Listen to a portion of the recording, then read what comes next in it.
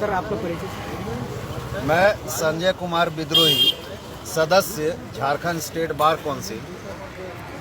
और आज ये जो मैं देख रहा हूँ यहाँ पे गांधी जी की प्रतिमा के सामने लॉ कॉलेज के बच्चे आए हुए हैं और उन लोगों को यहाँ आने का जरूरत जो पड़ा है, जिस कारण उन लोग यहाँ पे आए हुए हैं, बहुत दुर्भाग्यपूर्ण बात है इस बात की। और मैं आपके माध्यम से, सभी के माध्यम से ये बात बोलना चाहता हूँ कि आज के अखबार में और जितने भी न्यूज़ चैनल हैं नेशनल के, सभी में चला, लेकिन हैदराबाद में जो घटना घटी उसकी बहुत जोर शोर से सबने चर्चा की, लेकिन रांची में जिस तरीके की घटना घटी है उसकी चर्चा नहीं हुई है। ये बहुत दुर्भाग्यपूर्ण बात है। संसद में अगर गूंज उठ रही थी हैदराबाद की, तो रांची की भी गूंज उठनी चाहिए थी। और जो जिस तरीके से बर्बरतापूर्वक, जिस तरीके से कुकर्म, बलात्कार यहाँ पे जो लॉ की स्टूडेंट के साथ में किया गया है, ये अपने आप में एक अजूबा है।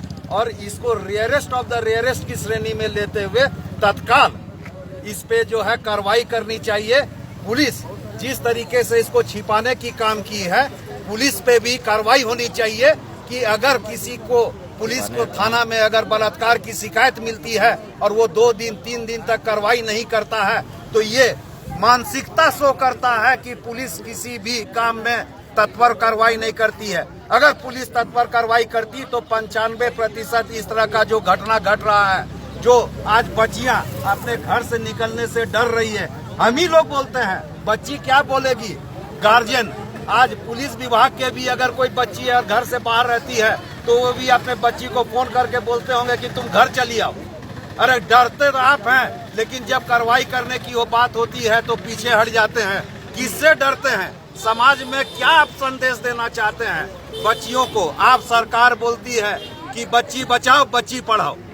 अरे बच्ची बचाओ बच्ची पढ़ाओ का मतलब क्या है? खाली आप वोट अर्जित करने के लिए नारा देने की बात करते हैं और जब कार्रवाई करने की बात होती है तो पीछे हट जाते हैं। मैं ये बोलना चाहता हूं कि जिस तरीके की घटना आज यहाँ पे हुई है रांची में, और पहले भी आपको याद होगा कि कुछ दिन पहले लॉ की इंजीनियरिंग की छात्रा के साथ में घटना घटी थी, उसका मर्डर कर दिया गया था। क्या हुआ? कुछ नहीं होता है। आज हम लोग 10 दिन तक इसके पीछे लगे रहेंगे, उसके बाद प्रशासन इस पे चुप्पी साध देगी।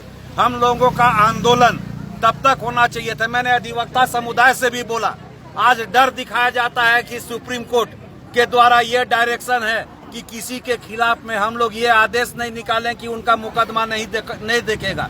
लेकिन किसी भी अधिवक्ता को इस बात के लिए कोई भी बंदिश नहीं है कि वो अपने से स्वेच्छा से बोले कि हम किसी का मुकदमा नहीं लड़ेंगे। और उनको ये प्रण करना चाहिए अधिवक्ता समुदाय को भी कि वो किसी का भी इस तरह का मुकदमा नहीं लड़े। क्योंकि अगर स्पीडी ट्रायल होता है 10 दिन में, 20 दिन में अगर ट्रायल करके सजा देने की बात होती है, तो मैं दावा कर सकता हूं कि जो भी इसमें विक्टिम है और जो भी इसमें एक्यूज्ड हैं, जो भी इसमें इस तरह का कुकर्म किए हुए हैं, उसको सजा जरूर मिलेगी। लेकिन हम ही लोग का, आप लोग लॉ के स्टूडेंट हैं, अच्छी तरीके से जानते हैं कि जितना डिले कीजिएगा कंगाल उतना जो है खत्म होकर निकलेगा।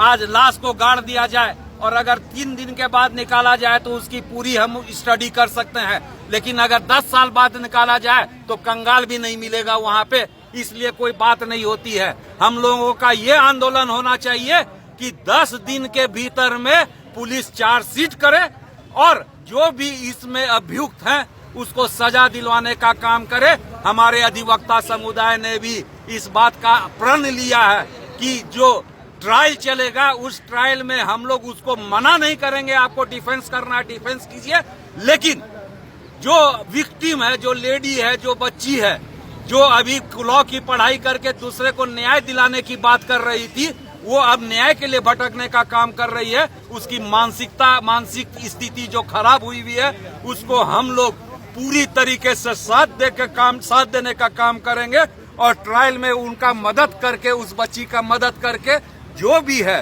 उसको सजा दिलवाने का काम करेंगे।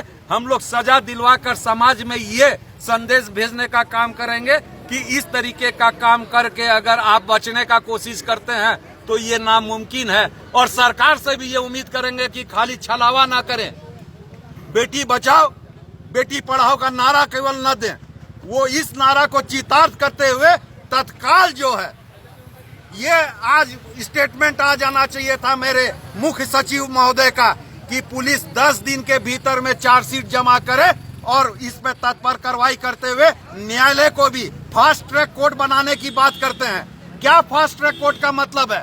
फास्ट ट्रैक कोर्ट का मतलब यही होता है कि इस तरह का जो भी कृत्रिम होता है, जो भी अपराध होता है, उसमें तत्काल जो है सुनवाई करते हुए उसमें सजा देने का बात करें। अगर सजा इसमें होगी तो मैं दावा करता हूं कि आगे आने वाला समय में कुछ तो रिलीफ होगा, लेकिन बच्चियों के साथ में जिस तरीके का कर रहा है, और मैं सबसे ज्यादा दुखी रहा संसद में बैठे हुए सांसदों से, और जो झारखंड से रिप्रेजेंट कर रहे हैं संसद, उन लोगों से मैं बहुत ज्यादा दुखी हूं कि वहां पे हैदराबाद की चर्चा होती रही लेकिन रांची का किसी ने चर्चा नहीं किया। ये शर्म की बात है कि संसद में रांची का नाम नहीं गूंजा और वहां पे जो है खाली बात हैदराबाद की हुई है। हैदराबाद का मैं जो घटना घटी है उसकी भी भर्त्सना करता हूं, रांची में जो घटना घटी है उसकी भी मैं भर्त्सना करता हूं। चाहे तमाम पूरे भारत में कहीं भी बलात्कार की घटना घटती है मैं उसकी भी भर्त्सना करता हूं, लेकिन हम लोगों को न्याय चाहिए।